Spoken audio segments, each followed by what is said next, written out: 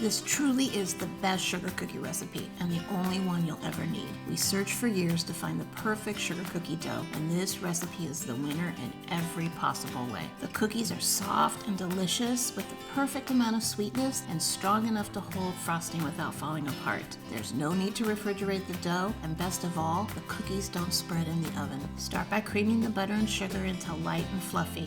Add the eggs and vanilla. It may seem like a lot of vanilla, but it's key for both moisture and flavor.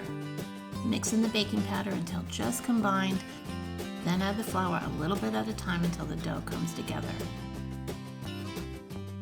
Roll out the dough, cut out your shapes, and bake. The cookies come out soft, perfectly shaped, and ready to decorate with our best buttercream frosting recipe. Find the full best sugar cookie recipe on our website.